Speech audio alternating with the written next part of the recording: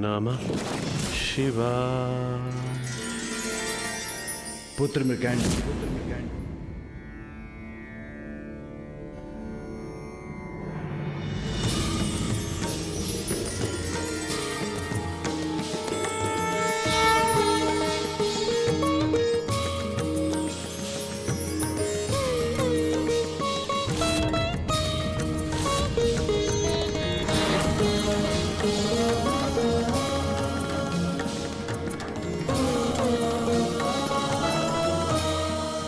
माता महादेव।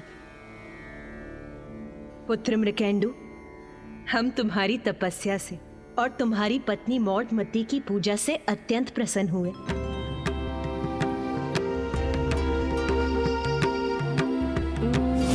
नमः शिवाय। वरदान मांगो पुत्र, कहो क्या इच्छा है तुम्हारी। माता महादेव, आप तो सर्वज्ञाता है। आपको हमारी तपस्या का उद्देश्य भली भांति ज्ञात है। आपकी कृपा से सब कुछ है हमारे पास, किंतु कोई संतान नहीं है। आप हमें संतान प्राप्ति का वरदान दीजिए प्रभु। पुत्र मृकंडु, मैं तुम्हें संतान सुख अवश्य दूंगा, किंतु तुम्हारी संतान कैसी होगी इसका चुनाव तुम्हें करना होगा। मैं तुम्हें ऐसे अनेकों पुत्र दे सकता हूं वत्स, जिनकी आयु 100 वर्ष की होगी, किंतु जो बुद्धिहीन होंगे, तेजहीन होंगे, अथवा एक ऐसा पुत्र जो तेजस्वी, मनस्वी और ज्ञानी होगा, किंतु उसकी आयु मात्र 16 वर्ष की होगी।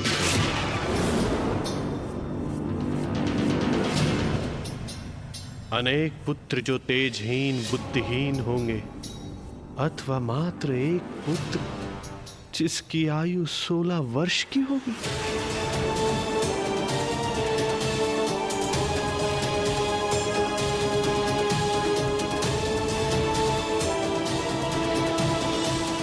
प्रभु, तेजहीन संतान का होना ना होना एक समान है। मुझे सच्चा पुत्र दें जो अपने कर्मों से अपने कुल को प्रतिष्ठा दे सके। मुझे तेजस्वी पुत्र प्रदान करे प्रभु।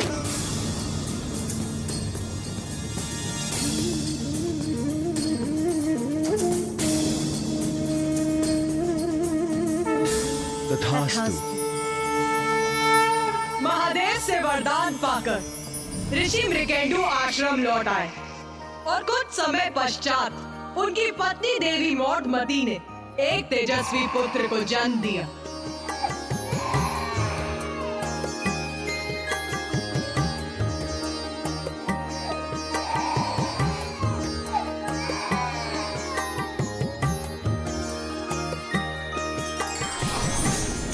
नारायण नारायण।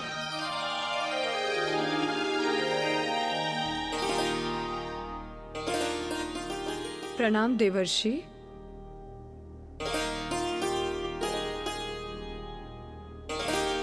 नहीं करने आया हूं मैं कोई संवाद, मैं तो नवीन संतान के माता पिता को देने आया हूं आशीर्वाद। ऋषि मृकेंडु और देवी मौडमती का नवजात शिशु इतना तेजस्वी, इतना सुंदर था कि देवर्षि नारद ने स्वयं वहां जाकर उन्हें नाम दिया, आशीष दिया।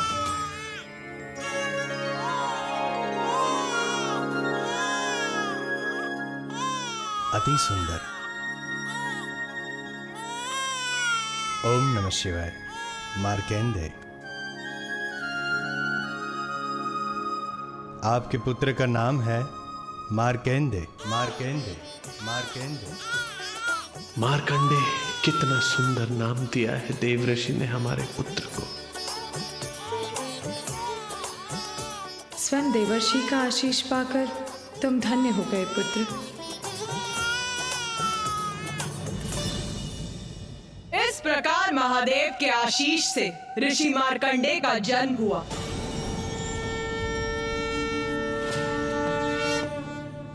माँ और पिताश्री को ज्ञात था कि ऋषि मृकेंडु और माता मौर्धमती के भाग्य में संतान नहीं। फिर भी माँ ने पिताश्री को समझाया कि मनुष्य ही अपने भाग्य रचता है, किंतु माता, सबका भाग्य तो नियति द्वारा पूर्व निर्धारित होता है ना। दोनों ही बातें सत्य हैं। ये भी कि मनुष्य का भाग्य पूर्व निर्धारित होता है, और ये भी कि सच्ची भक्ति, सत्कर्म और भगवान की प्रार्थना कर और अपने अथक प्रयास से मनुष्य अपनी नियति परिवर्तित कर सकता है। यही है ऋषि मार्कंडे की उस प्रयास की कथा, जिस प्रयास से ऋषि मार्कंडे ने अपना भाग्य परिवर्तित कर लिया।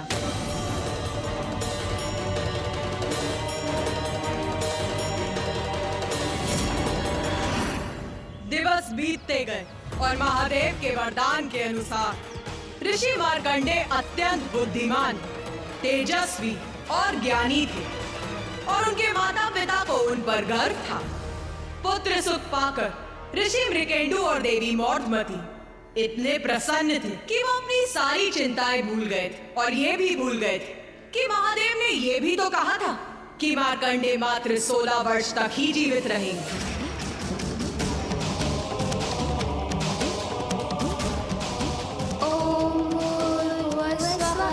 तत्सवितुर्वरेण्यं भर्गो देवस्य धीमहि धियो यो नः प्रचोदयात्। ॐ भूर्भुवस्वः तत्सवितुर्वरेण्यं भर्गो देवस्य धीमहि धियो यो नः प्रचोदयात्।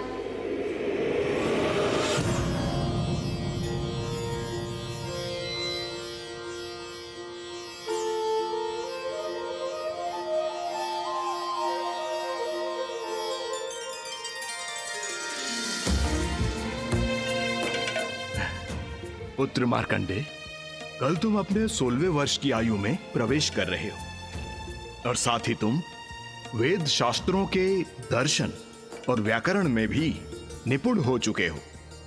अब तुम अपने निवास जाकर अपने माता पिता का आशीर्वाद लेकर संसार में अपने ज्ञान का विस्तार करो। जैसी आज्ञा गुरुजी।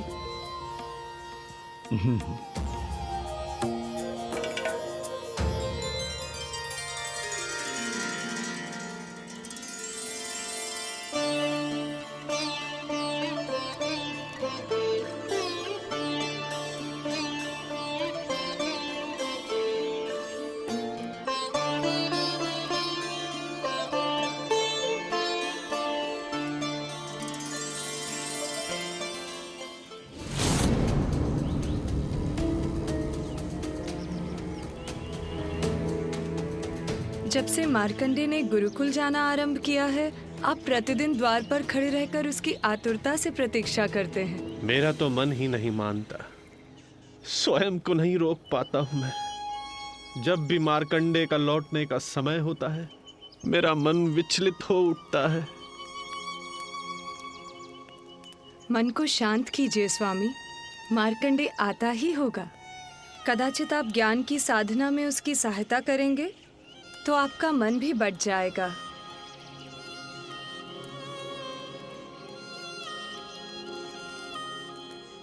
चलिए देवी, पुत्र की प्रतीक्षा में हम आपकी सहायता कर देते हैं।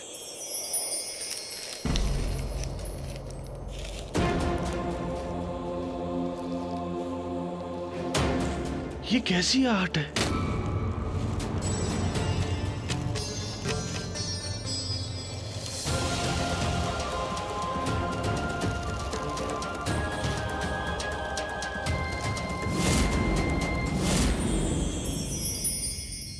देवर्षि, आप आइए। देवर्षि आइए।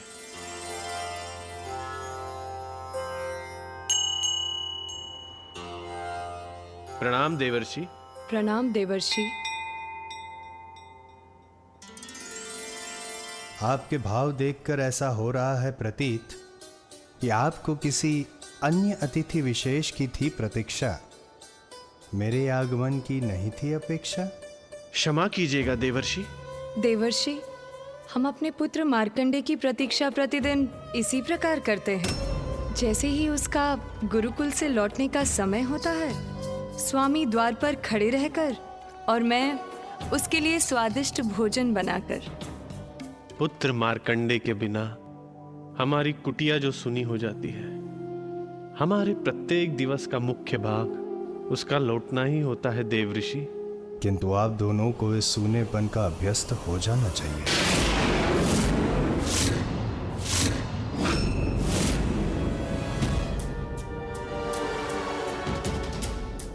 देवर्षि, ये आप क्या कह रहे हैं? आप कदाचित भूल रहे हैं ऋषि मृकेंदु, जब महादेव ने आपको एक संतान का वरदान दिया था तो उस वरदान को एक स्थिति से बांधा था कि आपके पुत्र की आयु केवल 16 वर्ष की होगी।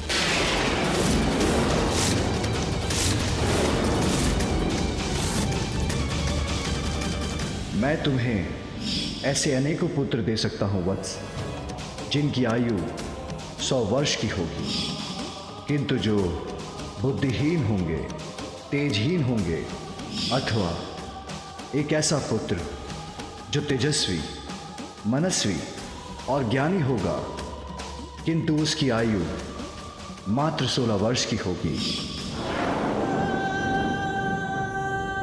और यदि मैं कोई भूल नहीं कर रहा हूं तो कल आपके पुत्र की आयु 16 वर्ष की हो जाएगी। नहीं, ये आप क्या कह रहे हैं ऋषिवर? नारायण नारायण। इस घटना के घटित होने से पूर्व ही मैं आपको सूचित करने चला आया। आयु पूर्ण होना तो विधि का विधान है। आप दोनों इसे ईश्वर की इच्छा समझकर अपने हृदय को सांत्वना दे दीजिए।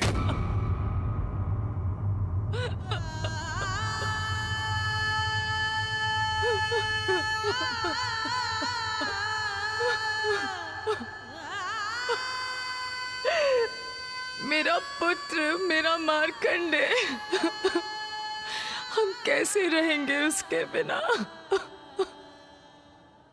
मृत्यु तो केवल तन की होती है, आत्मा तो अजर अमर होती है और आयु पूर्ण होने पर नवीन जन्म लेकर अपने तन को परिवर्तित कर लेती है। फिर इस नश्वर तन से कैसा मोह?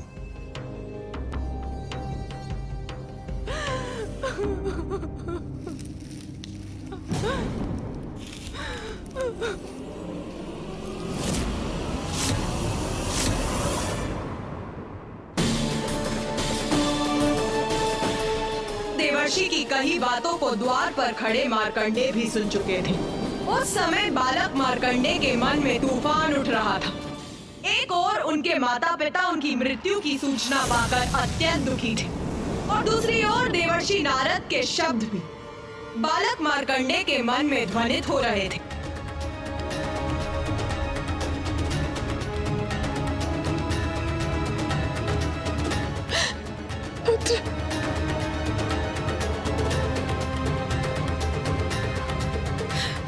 पुत्र,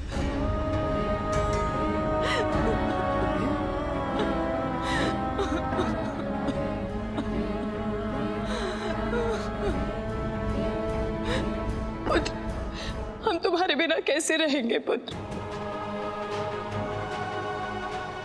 तुम्हारे पिता और मैं, हम दोनों का जीवन तो तुम पर ही आधारित है पुत्र। हम तुम्हारे बिना कैसे रहेंगे? हम कैसे रहेंगे? माँ, पिताजी, अभी मुझे मात्र पितृ ऋण चुकाने का अवसर ही कहाँ प्राप्त हुआ है। मैं आप दोनों को ये वचन देता हूँ कि मैं मृत्यु पर विजय प्राप्त करके ही रहूंगा।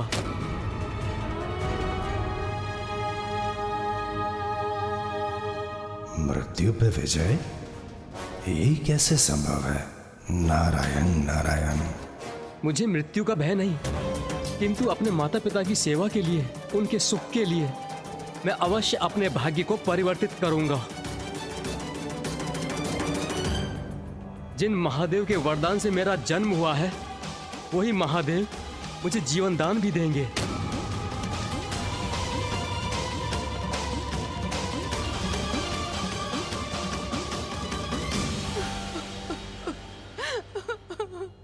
पुत्र,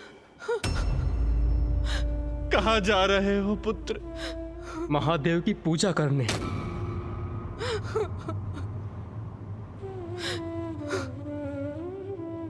प्रणाम ऋषिगण। आयुष्मान भव।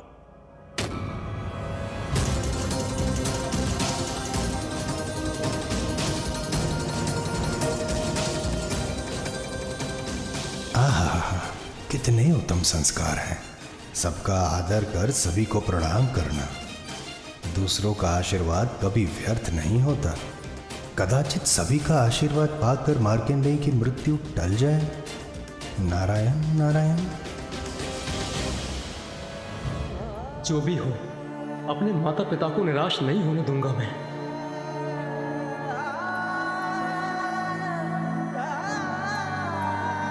वन में जाकर बालक मार्कंडेय ने एक छोटे से मंदिर में जाकर एक पार्थिव शिवलिंग का निर्माण किया और शिवलिंग का जलाभिषेक कर पूजा करते समय वो निरंतर ओम नमः शिवाय का जाप करता रहा।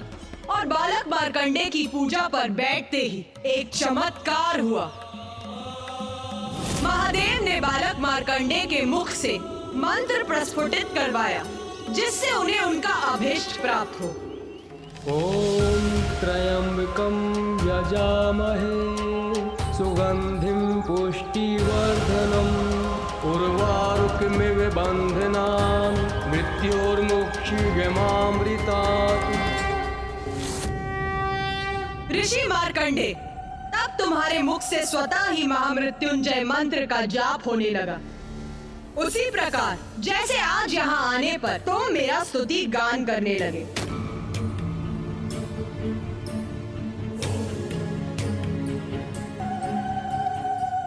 माता, ये महामृत्युंजय जाप क्या होता है और क्या है इसका अर्थ? उस समय ऋषि मार्कंडेय के मुख से उत्पन्न होने वाले महामृत्युंजय मंत्र की अद्भुत दिव्यता है। ये मंत्र मृत्यु पर विजय प्रदान करता है। इसका अर्थ है जो त्रिनेत्रों वाले त्र्यंबकम है, जिनकी हम पूजा करते हैं, जिनका प्रभाव मीठी सुगंध के समान है, जो हम सभी का पोषण करते हैं, जो हमारे जीवन को सुख, समृद्धि और स्वास्थ्य प्रदान करते हैं, वो ही हमें मृत्यु से मुक्ति दे, मोक्ष दे। माता, संसार का प्रत्येक आविष्कार आप ही की कृपा से हुआ है। बस उसका कोई ना कोई माध्यम मात्र बना है।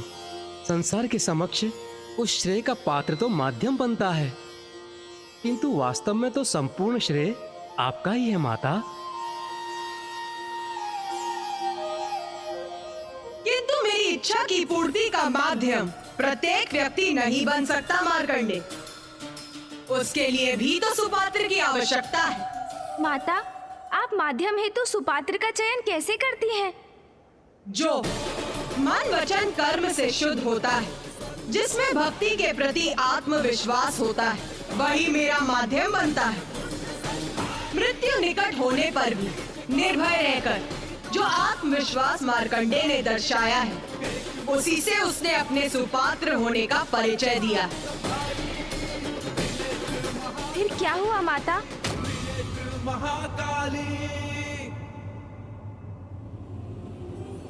सब कुछ भूलकर संपूर्ण रात्रि मार्कंडेय जाप करता रहा।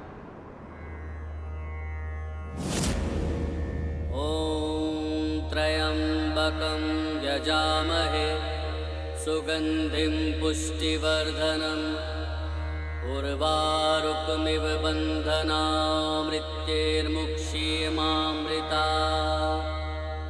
ओम त्र्यंबकं यजामहे सुगंधिं पुष्टिवर्धनम् उर्वारुकमिव बन्धनान्। वो रात्रि मार्कंडेय की अंतिम रात्रि थी। जब अगले दिवस सूर्योदय हुआ तो मार्कंडेय की आयु 16 वर्ष की हो चुकी थी। पुष्टिवर्धनम् उर्वारुकमिव बन्धनात् मृत्योर्मुक्षीयमामृतात्। ये कैसा दुर्भाग्य है हमारे पुत्र के 16वें वर्ष में प्रवेश करने का उत्सव मनाने के स्थान पर हम उसे लेकर आतंकित हो रहे हैं।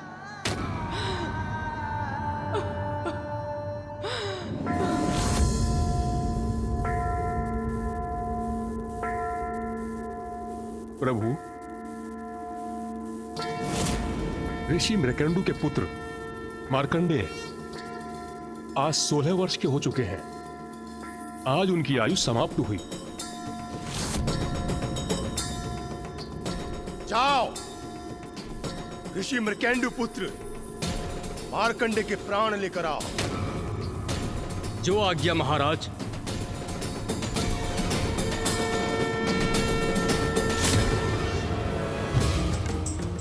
माता, ऋषि मार्कंडे की मृत्यु का समय तो निकट आ चुका था, फिर उन्होंने कैसे अपनी मृत्यु को टाला? बताइए ना माता।